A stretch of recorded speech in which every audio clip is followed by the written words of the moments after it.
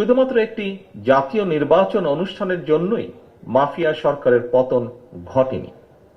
একথা যেমন সত্য, তার চেয়েও আরো চরম সত্য হয়তো নির্বাচন, একটি সুষ্ঠু নিরপেক্ষ নির্বাচন না করার জন্যই কিন্তু মাফিয়া সরকারের নির্মম পতন হয়েছিল। সুতরাং একটি নির্বাচনকে শুধুমাত্র কোন একটি রাজনৈতিক দলের ক্ষমতায় যাওয়া না যাওয়ার বিষয় হিসেবেই বিবেচনা করার অবকাশ নেই।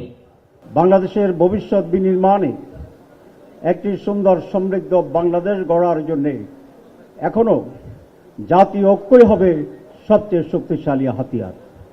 এই ঐক্য রেখেই আমরা যার যার জায়গা থেকে যেটি প্রয়োজন প্রায়োরিটি সেটি আমরা অবশ্যই এখানে ইমপ্লিমেন্ট করার চেষ্টা করব।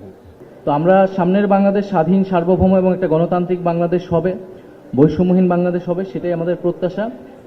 তো সেই জায়গায় অবশ্যই যে কোনো পরিস্থিতিতে জাতীয় নাগরিক পার্টি বাংলাদেশের জাতীয় ঐক্যের জায়গা ধরে রেখেই কাজ করবে।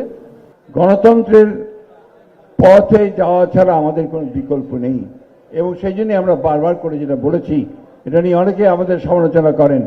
আমরা দ্রুত নির্বাচনের কথা বলেছি, দ্রুত নির্বাচনের কথা আমরা খুব পরিষ্কার করে বলছি এই জন্য, কিন্তু ন্যূনতম সংস্কারগুলোকে করে যেন আমরা একটা জনগণের প্রতিনিধিত্বমূলক পার্লামেন্ট আমরা তৈরি করতে পারি, জনগণের প্রতিনিধিত্বমূলক একটা সরকার গঠন করতে পারি।